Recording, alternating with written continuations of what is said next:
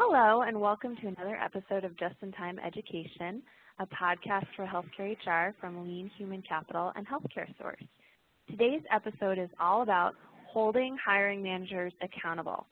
You know, organizations are often too quick to point the finger at their talent acquisition team for things like recs not getting filled in a timely fashion, not closing the top candidate for a key job, or candidates not showing up for their start date.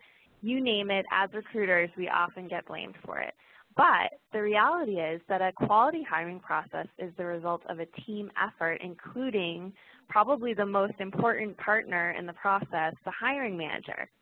So knowing that's the case, I thought I would engage a couple of experts, the lovely Carol Statter, Employment Manager at Infirmary Health System, and recruiting guru David Zari, founder of Lean Human Capital and the Recruiter Academy. Hi, Carol. Hi, David. Hello. Hello, Rebecca. So I want to ask you for your advice on how to really hold hiring managers more accountable in order to, of course, drive a quality, efficient hiring process. And David, you even teach a module, I believe, in your Recruiter Academy certification program on holding the manager accountable. Is that right? Yeah, we do. We call it tactical client management. Okay, great. So you must think this is a really important topic for recruiters. I'll go out on a limb. I think it's the most important topic for managing your time to fill metric and also managing hiring manager customer satisfaction. And it's just so important to make sure that our managers understand the process and we hold them accountable to it. Absolutely. And I know that you've spent a great deal of time with organizations conducting value stream mapping exercises, which is an excellent Lean principle. So in doing that, what do you think are the biggest bottlenecks in the hiring process? Well, that's kind of interesting. And for those that are not familiar with value stream mapping, it's a rigorous process, a Lean principle, that allows you to break down each step in your process and identify your value-added steps and the time associated with them, and then also your non-value-added steps. That typically is your wait time. And, as you mentioned, we have done numerous or countless value stream maps with organizations. So here's some interesting stats. 90% of the time in a process is non-value-added wait time. So whenever we've done this with a recruitment process, 90% of the time is non-value-added wait time. So only 10% is actual what we call value-added processing time.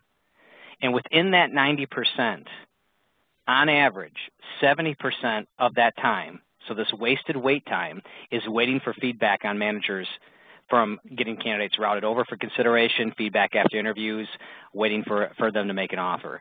So it's amazing as we do these value-added activity or do these value stream mapping exercises, most or 70% of all the wait time is with the manager and their ability or inability, I should say, in providing us feedback after candidates are routed or interviewed or waiting to make an offer. Wow.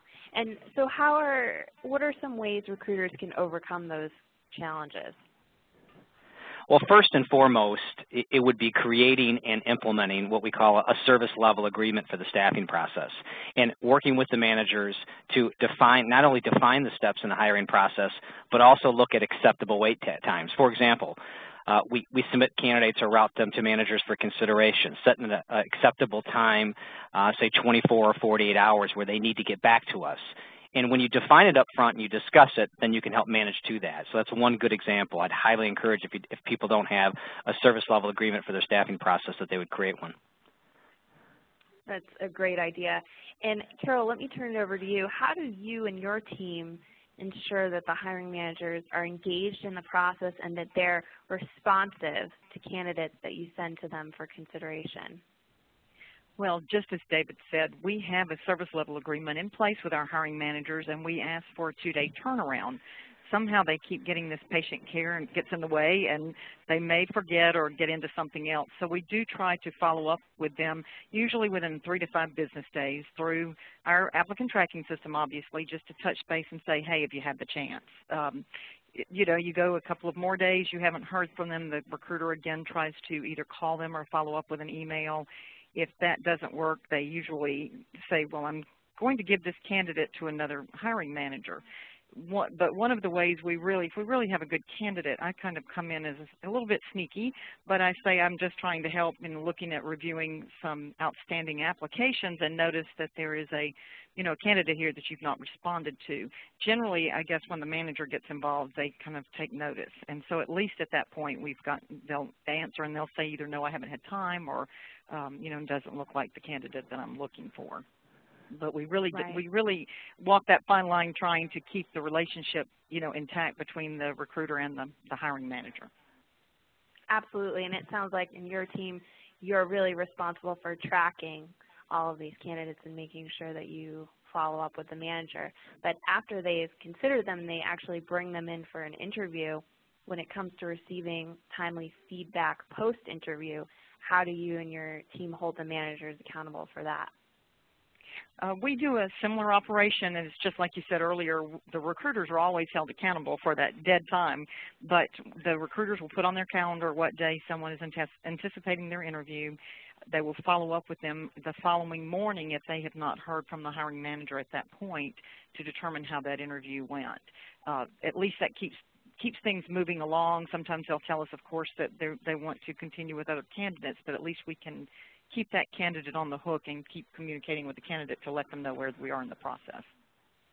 Right, and candidate communication is so important.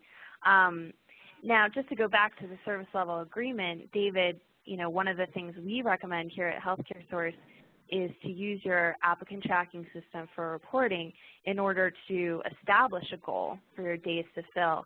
Do you think it's really important to use those kind of metrics to show hiring managers how and why you've set this goal?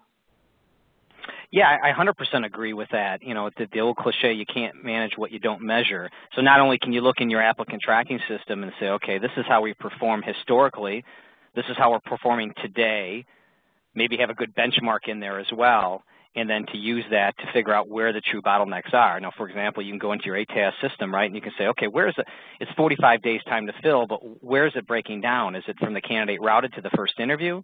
Is it from the interview to the offers, from the offer to the time that they accept? So you can even drill down into your database even further in your applicant tracking system to identify where that true bottleneck is. And to have that data, again, with respect to your service level agreement, is invaluable to holding them accountable. I agree. Well, thank you both, David and Carol, for taking the time to discuss holding hiring managers accountable to create a more efficient and a better hiring process. Stay tuned for another episode of Just-in-Time Education, where we'll discuss 3 ways to eliminate waste. I know David talked about all this waste out there in the recruiting process. We're going to talk about how to eliminate it and create a more effective recruitment process. So I'm really looking forward to that one. Thanks for listening.